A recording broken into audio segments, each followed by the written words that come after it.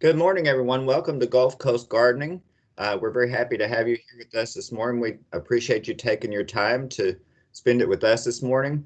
We have a terrific speaker this morning, is Paul Winsky, who'll be talking about houseplant maintenance and identification. And be sure to join us on February 3rd when we have seasonal landscape pruning, and we'll have more things for you as well. Please, a couple of housekeeping things. Make sure that you turn off your microphones and that you turn off your cameras so that everything will go smoothly this morning. If you have questions for the speaker, please feel free to put them in the chat, and one of our extension horticulturists will get back to you and try to get those answered as quickly as possible. And if there's something that we can't answer, then our speaker, I'm sure, will be more than happy to address that. With all that said, please welcome this morning Paul Winsky. All right, Kevin. Assuming you can hear me okay? Yes, sir. All right, great. So let's get started. As Kevin said, I am a horticulture agent, and I am located here in Harris County. And so today we're going to talk about houseplants. This is a it's a very hot topic. So I figured we'll delve into a little bit of maintenance and identification. By no means is this all inclusive, but if you've been thinking about getting into them, or you've gotten a few lately, a few houseplants, and you've got a couple questions, hopefully this will help answer those and get you started on in the right direction.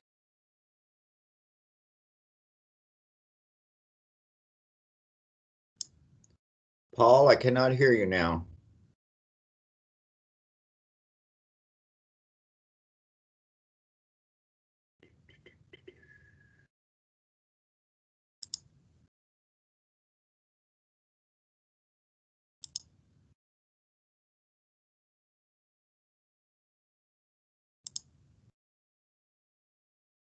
Paul, you are muted for some reason.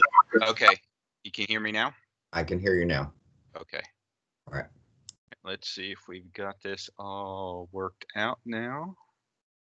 I'm down to one screen, so I'm not used to doing this with only one screen. I'm used to doing two. Okay, do you still hear me? Yes, sir. Okay, great. All right, so houseplants have become very popular over the last 3 to 5 years. Most of the house plants that are on the market are tropical foliage plants. And so with us growing here in the Gulf Coast, it gives us a little bit more flexibility because we can use them as house plants. And then in the spring and summer, we can move them outdoors and enjoy them on the patio. So, we've got dual purpose here. The other thing is, for the indoor, they do help improve air quality. There's been a lot of studies. It does help improve air quality. The amount of plants that you would need to really pull out those VOCs, those volatile pollutants and things, is quite high. But anything that you can do to help improve that interior air is going to be a plus. So they not only look great, but they also are able to improve the air quality. When we don't have success with them, it's usually down to one of these three things. We've either got them, it's either poor light, so we've got them in the wrong plant in the wrong spot. It's the temperature. We've gone from one extreme to another, and some of these plants don't like that. Or probably the biggest culprit is improper watering. We either love them to death and we water them too much and we turn them into bog plants, or we bring them home, we put them on the shelf or the windowsill, and we forget to water them and never water them again. So these are probably the three biggest problems that we can run into with a lack of success. Now, when you're out looking for these plants, you're going to the garden centers and things like that. You want to choose a plant that has its requirements are going to be similar to where you're going to have it in your house or in the office. All right. So just like if you're landscaping outside, you want to have the right plant for the right place. So we want to choose, we want to get those plants that are going to help us to be successful while we introduce them into that environment. There's a lot of good information on the web There's several links. I'll have a slide at the end with resources, and I'm sure they will post them in the chat box also. As you're looking at these plants, make sure that they are insect and disease free. Okay, we want to start clean, and it's going to help us out. So we're going to be looking on the underside of the foliage. We want that foliage to be healthy. If we're seeing yellow leaves, we're seeing brown leaf margin, we're seeing any kind of spots or blotching, don't even think about it. Leave it there, because you're just going to start out with an issue. You're going to have problems, and you know, why have a headache before you need it? So start out with a nice healthy plant. You want to look for leaf buds in the axils. You want to see if it's got some new growth. If it does, then you know you've got a plant that's healthy and of superior quality. The other thing I always like to tell people is, and when I'm purchasing plants, I turn it over, I knock it out of the pot, and I'm looking at the root system. If I see nice, white, healthy roots, I don't see excessive moisture, I don't see any kind of rot. The smell, when roots are rotting, it's got that decay smell to it. So look at that root system. You're the customer, you're paying for it. Don't just go off the top, looking at the top of the plant, but also look at that root system. So what conditions are these plants going to have to deal with? All right, so we're talking about light, and that's going to involve the intensity, the duration, and the quality of light or the type of light. Watering, of course, temperature, humidity, which can be tricky depending on the time of year. Ventilation in an enclosed space. If we're not getting good ventilation, we can have other issues that we normally don't have or we take for granted when we're growing outdoors. And then the last one is fertilization. And there's a bullet under there with soluble salts, which could cause a problem and lead to the decline of the plant. So we're going to briefly touch on these as we work our way through the slide deck here. The other thing I want to mention is, as we go through these images, see how I use a lot of these because I really like the way they captured how you can use them in the interior, in the house, in your residence, in the office. The type of containers, things like that. These, it's a part of your, it's a decorative accent. It's something that you're bringing into that house. So, it looks great, cleans the air, but you can use it as an advantage in order to make that interior space come alive. So when we talk about light intensity, the intensity really depends on the nearness of the light source. So the closer you are to the light, the brighter it is. The further away, it isn't going to be as strong. All right. So houseplants usually fall into three classifications: a low, a medium, and the high. And so to understand this a little bit better, think about your house, all right? And think about if you've got south-facing windows. This is going to be the most intense light, and we're not talking any kind of just that window, no trees in front of it with the sun coming through. It's going to be the most intense, and it will also be the warmest.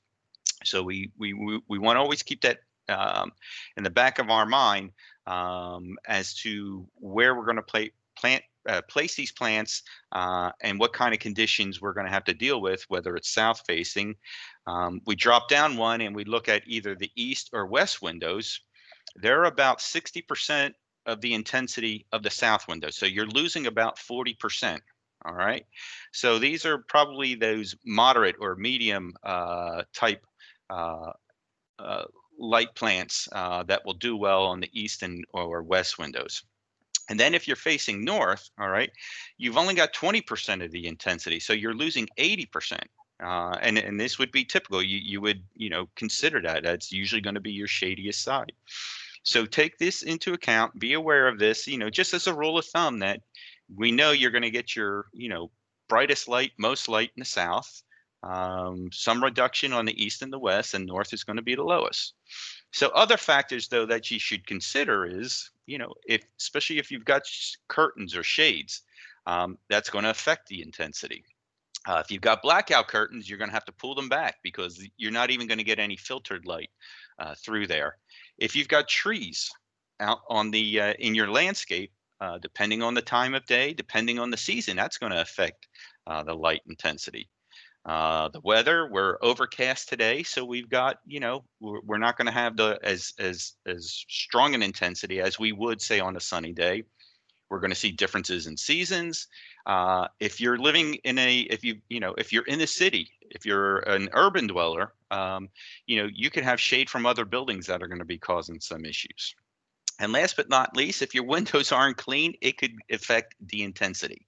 So clean windows will also help to improve that intensity. Now, I like this infographic, and there is a link for this at the end. This is from University of Florida, and I like it because it breaks down the low, the medium, and the high light requirements. And foot candle, it's an old way of measuring the light intensity, but it's just a nice rule of thumb. It breaks it down by moisture, allow to dry, maybe the top inch or two to dry, and then water, and then plants that are moist.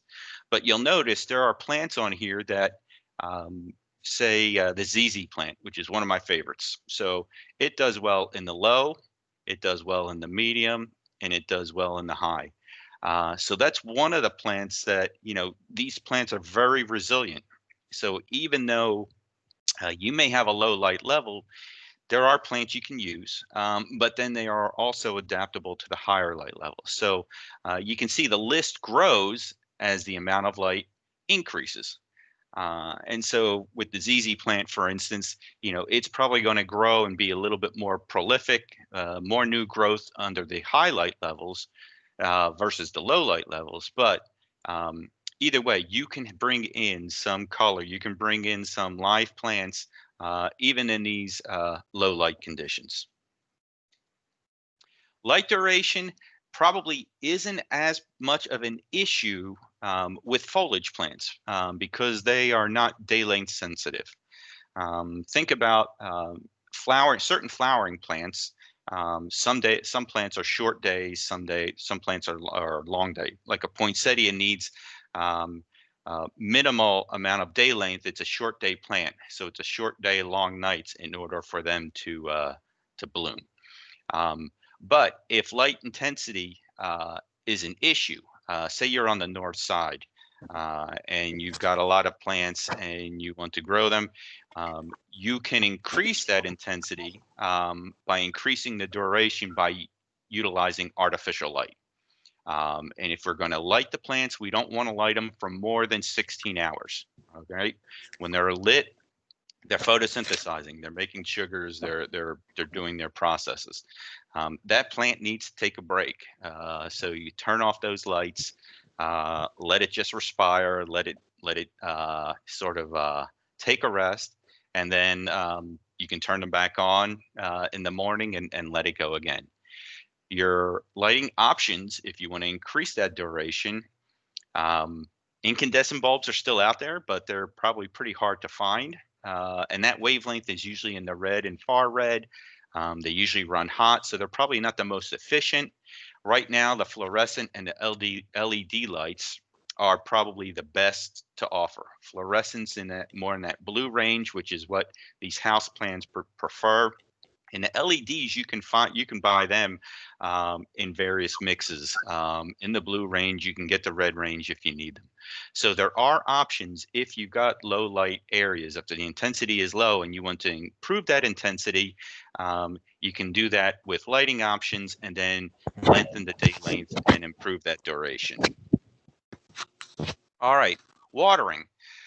Probably most plant losses are going to be due to either overwatering or underwatering. All right, as I said earlier, we're either going to love them to death or we're going to forget about them. And the thing you want to remember is when you're dealing with these house plants is, the root system is in that bottom 2/3 of the pot as it grows out and establishes. And so we want to make sure that when we water, we're getting that water down into that soil column, down into that pot. So those feeder roots, everything can take advantage of that moisture. If we're just basing it off of the top inch is wet, or the top inch is dry, and I'm just watering enough to wet that top inch, we're missing the boat. We're missing where all those roots, the root systems are, and where we need to get that water. So the best way to water is when you do water till it runs out the bottom.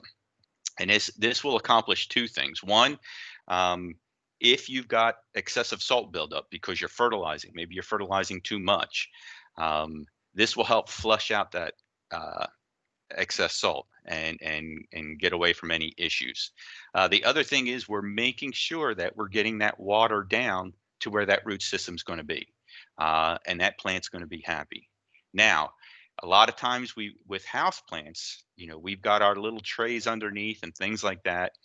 And when we water, we can see the water comes through, we capture it. Should we let that plant sit there in that water? The best practice would be no. Don't let it sit there, because then this is where we run into the issues of too much water. We can potentially get root rot and things like that. Now, if you do have that tray and you put some gravel in it, in that tray that the pot is sitting in, and the water comes through and the water is now in that gravel in that tray, that's a good thing, because that will help improve the humidity, and humidity can be a limiting factor when we're growing these houseplants. So we don't want the bottom of the pot sitting in water. We don't want those roots sitting in water. We want to make sure we get a nice flush. We get it all the way through the soil column. And if we do have a tray, put a layer of gravel in there. Let the water sit in that gravel, but we don't want that bottom of the pot sitting in the water. Temperature, ideally we want it, say, in that 70 to 80 degree range, and this is going to depend, because I know in the summertime people like to keep their houses very cool. But these plants will adapt. So this is just a rule of thumb, about 70 to 80 during the day. Night temperatures, ideally in that 60 to 68 degree range. So it just depends on your condition. If your temperatures are too high or too low, or you go, we get a swing from one to the other, the plant's going to let you know it's not happy. And this is going to occur by reduced growth. You're going to see some stretching or a spindly appearance, and the foliage, usually the older foliage, will drop. Then something's amiss, something's wrong. And it could be this temperature, could be an issue. We'll see this a lot when we bring sometimes new plants in. Ficus benjamina is probably the most temperamental plant. You can bring that in, it could look great, and then you set it somewhere, and that foliage just isn't ready for that spot, and it will drop its foliage, but then normally it flushes out and is ready to go again. So these plants will let you know when there is an issue. I mentioned humidity, especially this time of year. We're in Houston, humidity is not usually an issue, but, just the other day, I think they said our humidity was only, like 15, 20%, which is very odd. If we were in Arizona, it'd be, a whole different story. So the humidity is the amount of moisture in the air. So when our houses are closed up, if we're running the heat and it's dry heat, we can have some issues.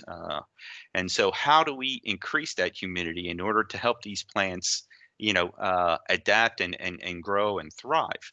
Now, as I mentioned in that first slide, a lot of these are tropical plants. So they would prefer having that humidity. So some people, they might have certain areas where they keep a lot of their houseplants. They'll run a humidifier in there. Others will, as I mentioned, this gravel tray under the pots.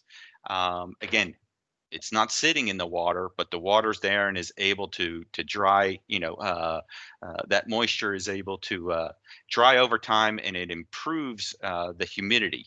And think about as these plants are set up around your house, each of those plants are going to have a different microclimate. So that gravel or that tray, helps improve that microclimate where that plant is. The other thing is you can just come in and mist them. But the recommendation is we want you to mist them early in the morning.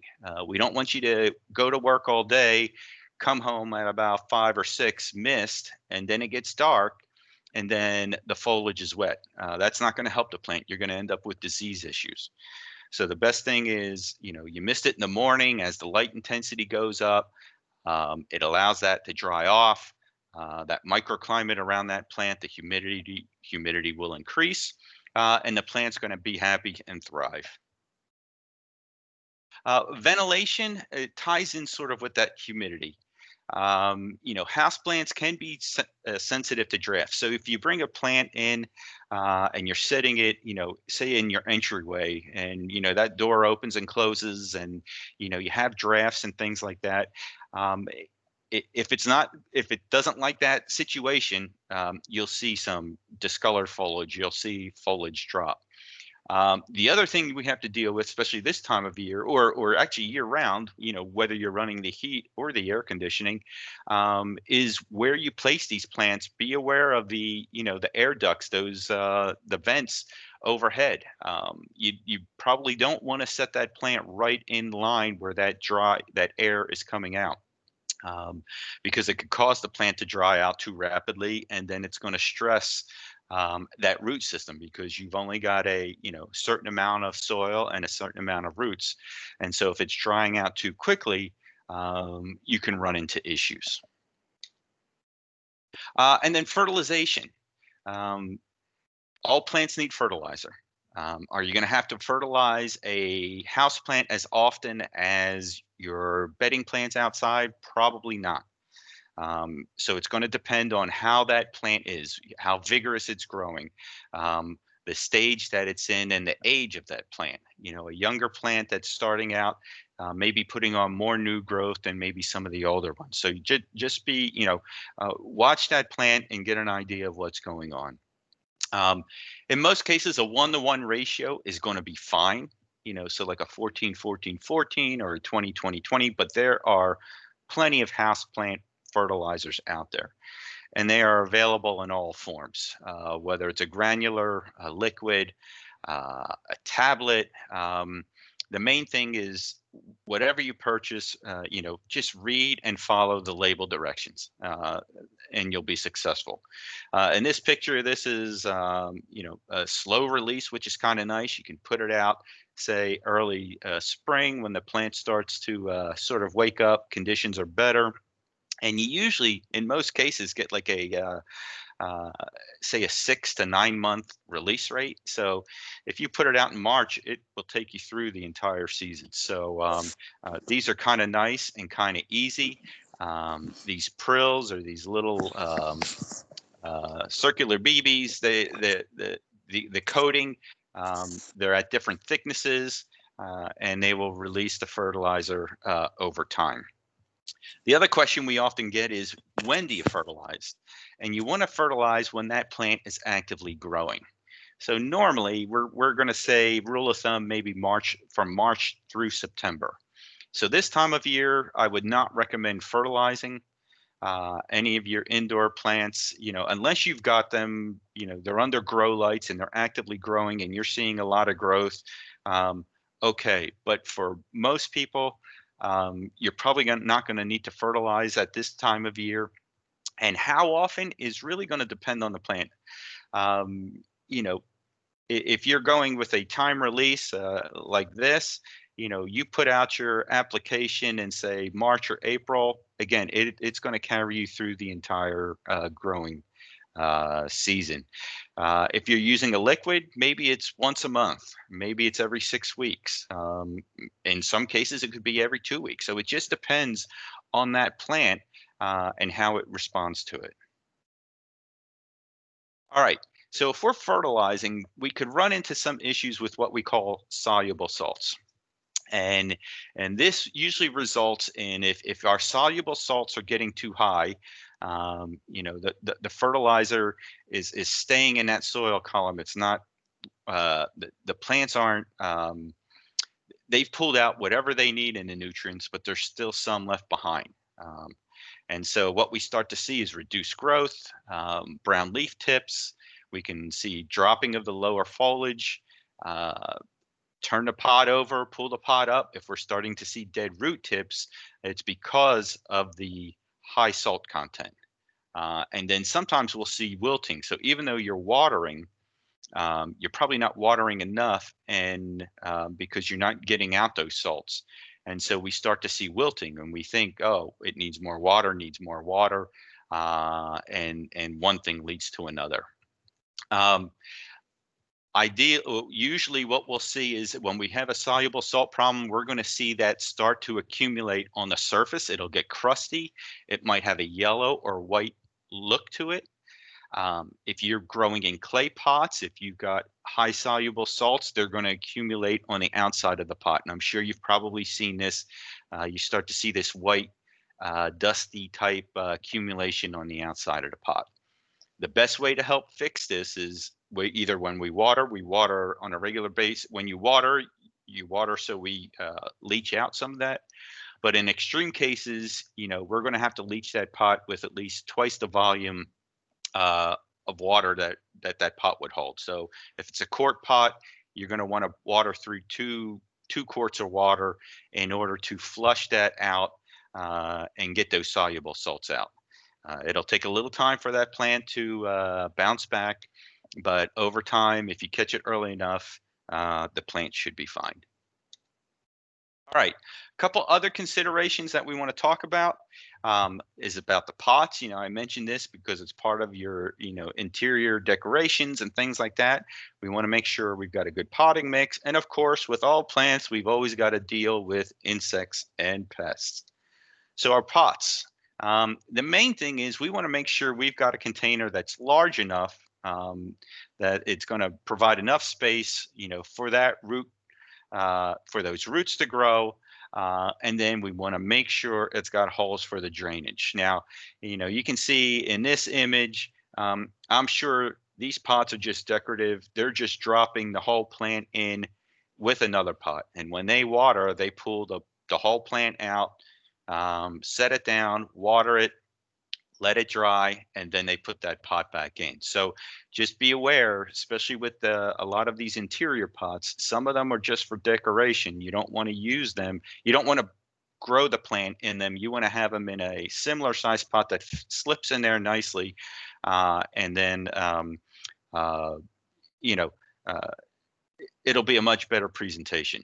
And they are just like outdoor pots, whether you're doing combination planters or whatever, they're available in just about any material, whether it's ceramic, plastic, clay, fiberglass, or metal. And so it really is just going to depend on, the plant, the colors that you want to work with, the design, that all comes into play. But there's you go walk around at home or Depot or Lowe's or any of these garden centers, and there's just a myriad of colors and different textures that you can work into your design.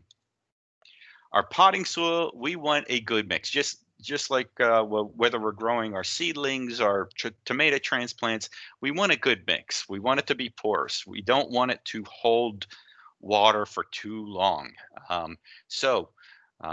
We do not recommend going outside, digging up a shovelful or so, a bucket of your soil mix from the garden, and using that as your mix for your houseplants. You're going to have problems. So we want it porous. If it's porous, we're going to have good root aeration, and we're going to have good drainage. And then the water and the nutrients, the roots are going to be able to get to them and pull out what it needs. There's a lot of commercial mixes out there. They're usually what we call soilless mix, so there's no soil in it, but it's a combination of peat moss, perlite, vermiculite, and a lot of them do have a slight slow release fertilizer charge in it. So, just as you're getting the plant started, it's nice to have a little bit there when you transplant it into it. So a good potting mix is always going to be key. And then last but not least, we've got insects and pests.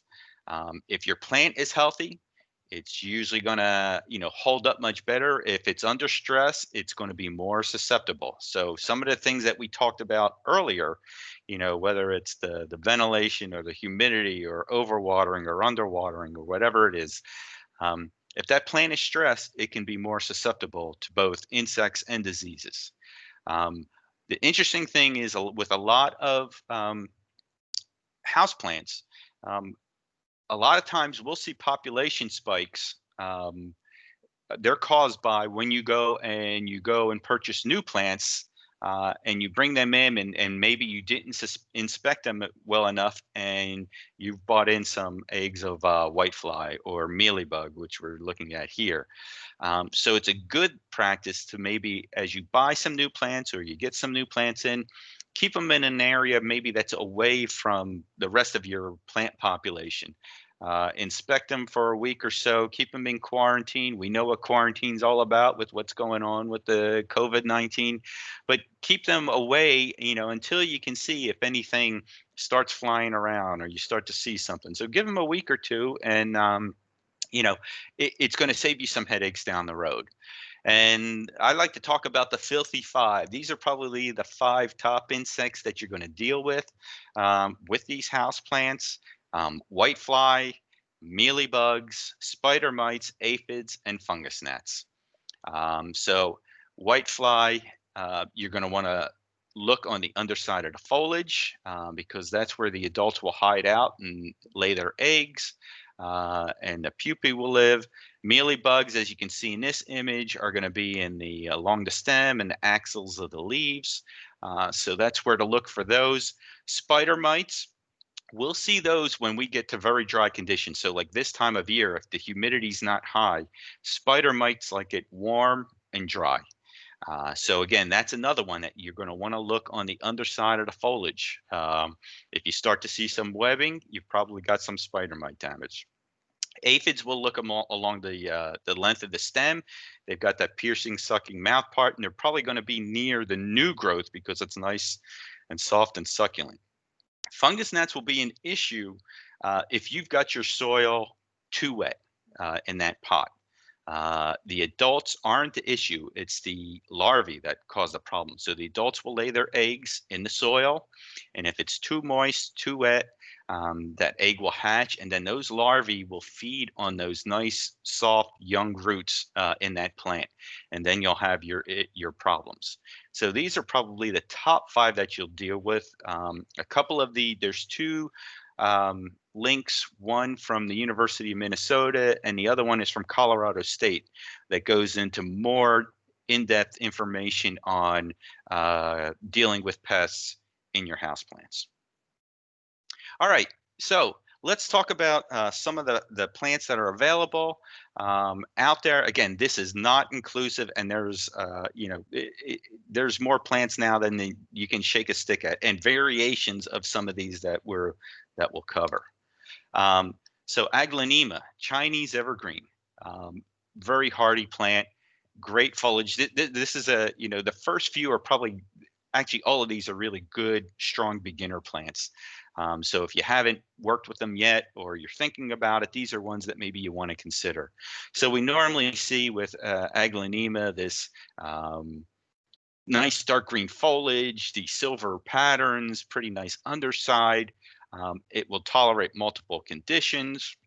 Light can go from low to medium. Will it grow in high? Absolutely.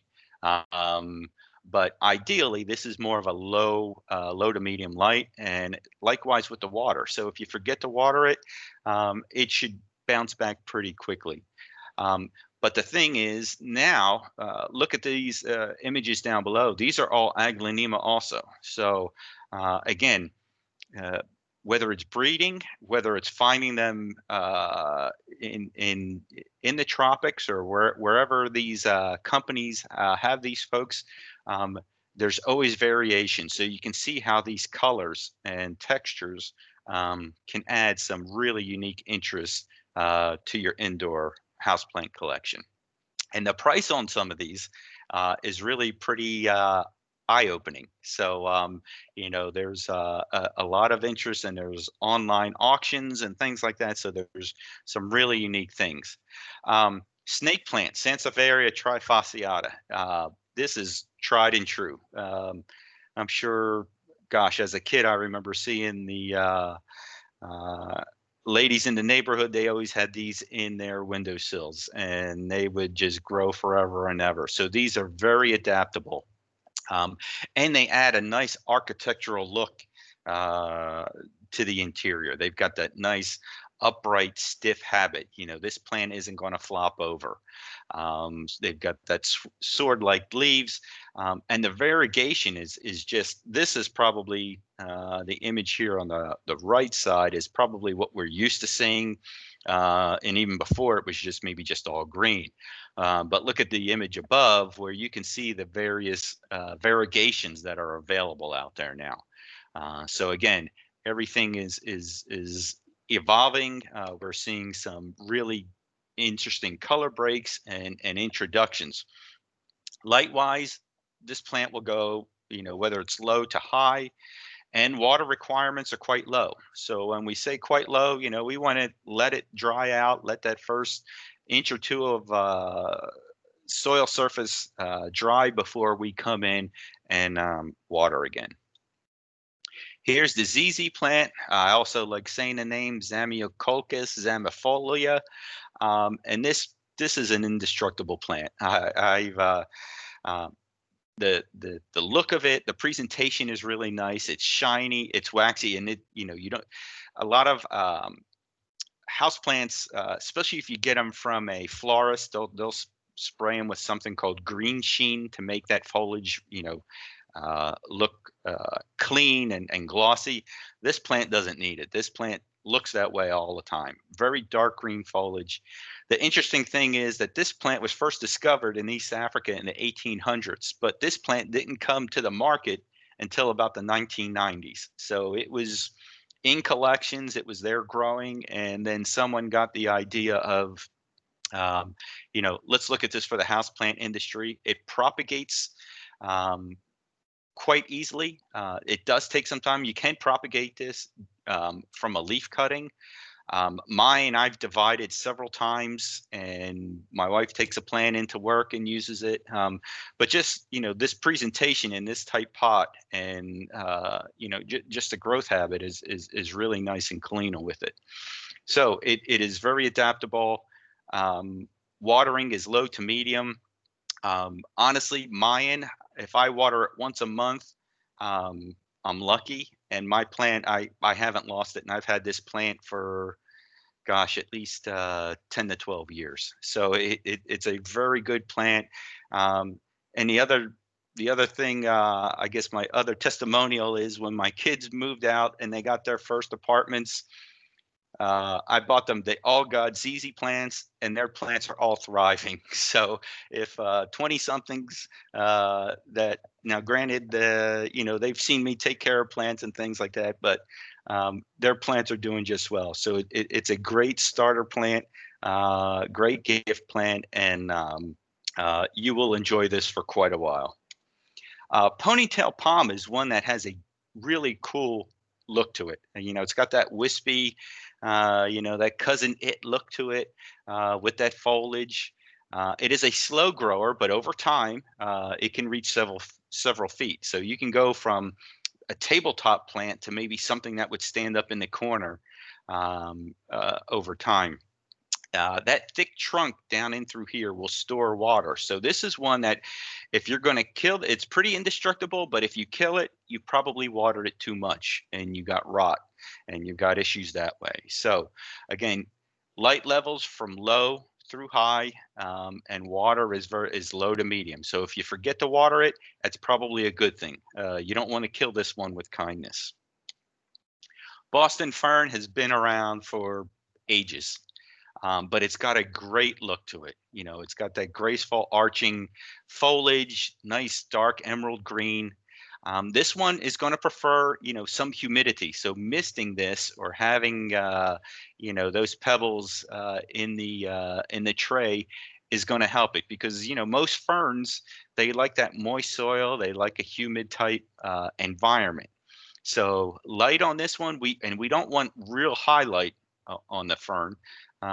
We want, medium light at least, and in the water we want medium. So we want to keep that soil moist.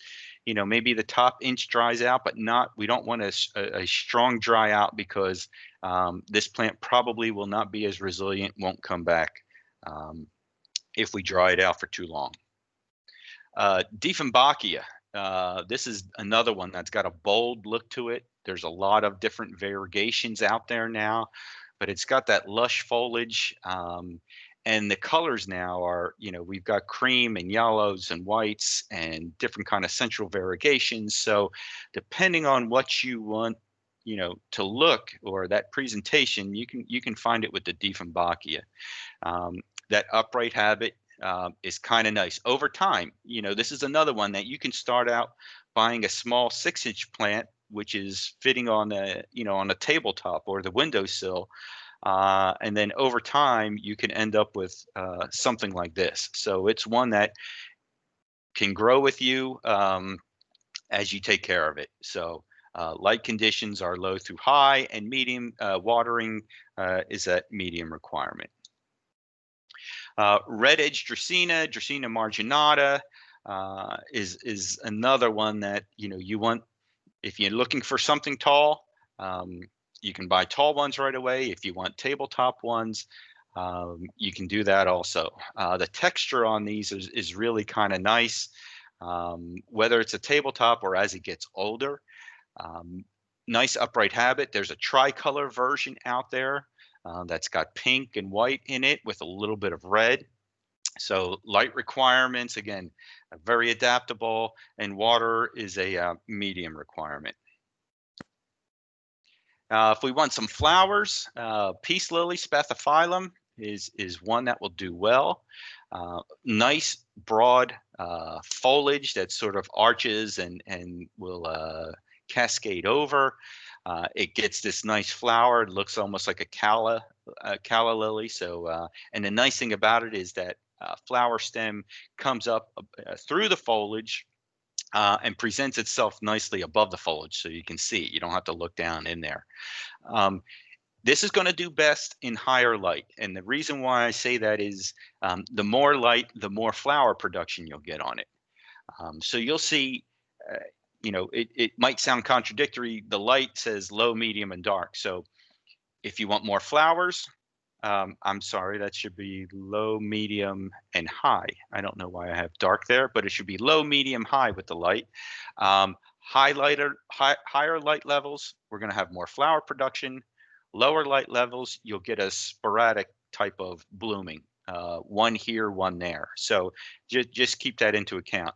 But if you just want to grow for its foliage, you can do it in the low to medium, and when you get a flower, you can just enjoy it, and it's an added benefit. Water, this one likes to be, not sopping wet, but you don't want it to dry out also. You'll see the effects on the foliage. So a level amount of moisture in there is going to be much better than allowing this to dry for too much. Philodendron is a classic. This is another one that I think everybody has had growing at one point. It's very easy to grow. The variety that's out there now with regard to the foliage and the variegation is really pretty impressive. It's been interesting to see how this has evolved over time, from this typical green heart-shaped leaf to some of the other ones that are out there. Since it is a vine, you can use it in hanging baskets. You can train it on a trellis. This one here on the right is on a totem. So that's sort of like a coconut core totem that you can train it to grow up, and it gives you that vertical look. So it gives you a different look in the home, and very adaptable for both light, and then water requirement is in that medium range. Corn plant, Dracaena fragrans, Mesangiana. This one's interesting because it's got that thick woody trunk. And then as the buds elongate and emerge, we get these clusters of this nice corn-like looking foliage. Nice variegation to it, sort of a yellowish chartreuse central variegation with the dark green. So it's a very, very good plant, and it's one that, the smaller ones are going to be tabletop, and then as they mature, you've got something that is got more of a dramatic effect. Light levels, low through high, and water recommendation is medium on this one. And then the croton. So we see crotons in the landscape around here. But I grew up in Pennsylvania. This was a houseplant for us. I never realized growing up that this was a landscape plant down in South Florida and areas around here. But if you want a bold statement, croton is the way to go. You're going to get some great color, anywhere in those yellows, oranges, and reds.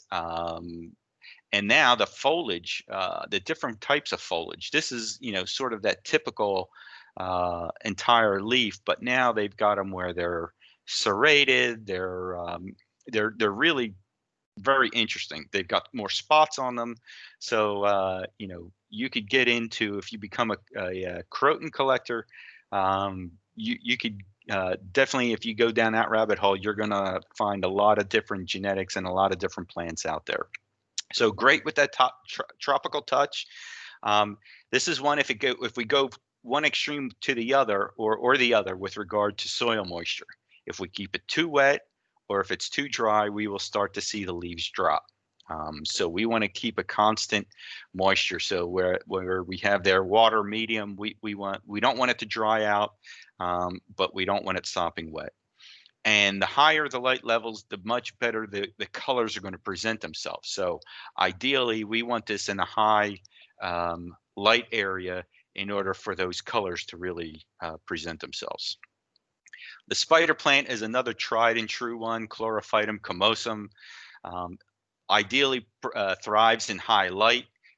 You'll get more production of the baby plants coming off it. I remember growing up, everybody called it the airplane plant because of the way the stems would come off and the little plants would come, develop on the ends of them. And it's great with kids. It's very easy to root these, whether you use soil or put them in some water. So it just performs extremely well. It's another one that you got to go to extremes to really kill this one. The one thing you do have to watch is, since that growth habit is so thick and full, especially in these hanging baskets, insect populations can take off on you rather quickly. So you just want to keep an eye on that. And this plant would divide very easily. You'd have more plants between the babies coming off of it and the main plant. If you did divisions off of that, you would have a ton of plants. So it's a great pass along plant to someone if you start to produce too many of them. All right, so that covers the plants, the culture of them, growing them. Here's a couple of the resources. I'm going to leave these up. Hopefully the guys have been putting these in the chat box, but if you wish to take a picture of this, I'll leave it up here for a little bit. University of Arkansas site has a good, the main article is good, but then there's a lot of links to it. The next one is just a 2-pager, and that's was done over in with A&M AgriLife Extension, Travis County. Daphne did that, who's also one of our horde agents, and it's a nice, quick, easy read. The next two with Houseplant Pest, Colorado State, and the other one is from University of Minnesota. They are really good, very in-depth with regard to insect identification and control, management options. And then the last one is that infographic that I showed early on, that the houseplants, the gardening solutions from University of Florida. So that's another handy one, a quick reference to help you figure out where some of these plants would possibly fit at your home, in your home, and not only with the light, but also the moisture requirements. So with that, I just want to thank you for joining us. I appreciate your time. I hope you found this useful. And we look forward to seeing you in another 2 weeks when Stephen Brugerhoff will be talking on seasonal landscape pruning. So I guess Kevin or Skip or whoever's there, do we have any questions? We've been answering them as we've been going. Great. We do have one person that has their hand up, but I don't know if that was intentional or not. Trying to see it. Mary Hanley has her hand up. I don't know if Mary has a question or not. Mary, are you there? I'm here. Do Can you hear me? Yes. Do you have a question? Yes, I do. When you bring home plants, you mentioned that these little bugs that come out of the soil, what would you treat that with so you don't kill the plant? And I've heard so much about compost. Would you add compost to any of these plant pots? So bugs and compost. Okay, so off the top of my head, I know. All right, so for the fungus gnats, there are certain things that you can use as a drench, and either of those other, the Colorado State link or the Minnesota link, will have the specifics. If I was using beneficial insects, there are several. There's nematodes that you can drench that will attack those the larvae. A lot of times, if you just run that plant a little bit on the dry side for a while, they will die off because they thrive in a very moist environment. So the fungus gnats, when she lays her eggs, the larvae are in that soil, and if we dry that soil down, and they usually stay within that top inch or so. So if we dry that out, they're going to die off because they're not going to be happy. So that's one way of being able to control it. And then the other question was, what was the second part? Compost. Compost. I have not used compost. I'm sure there are folks that will use it as part of an amendment if they mix their own. But I have not, and I did not come across any information with regard to using compost. I'm not aware, but I'm sure there are folks that probably mix their own soil and they'll use compost, maybe with some vermiculite or perlite or something like that. But over time, the only thing that over time that soil is going to break down and you're going to get some compaction. And I'm not sure how long that compost is going to last under these growing conditions. Okay. Thank you. Okay. Excellent. Thank you. All right. Okay, Paul, we have a request. If you have a list of plants that are good for school classrooms, if you could include those in your follow-up email. Okay. School classrooms. Sure. And actually, I'm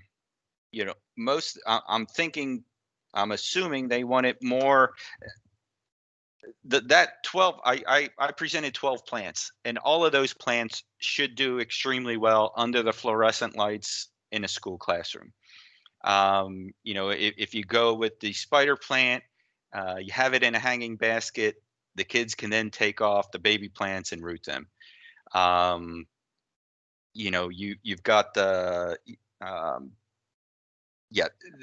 those 12 should be a can't miss for the classroom.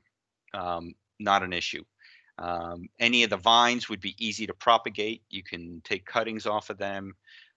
So I think the only one I would probably maybe stay away from is the Spathiphyllum, the peace lily, but any of those tropical foliage plants should thrive there and do well. All right. The only other thing that was requested was that you redisplayed the links, but I just went ahead and copied it all and posted them into the chat all at one time. So. Okay. All right. Sounds good. All right. I saw one just pop up. What plants are poisonous for toddlers? Now I know Dieffenbachia, they used to call that mother-in-law's tongue because if you ate too much of it, it could cause your tongue to swell. So I know Dieffenbachia has some. issues, but the rest of them I'm not aware of. And it might be, that might be, I know there's a website with regard to poisonous plants, and I'm sure you can probably find that if you Googled it, you'd be able to find that also.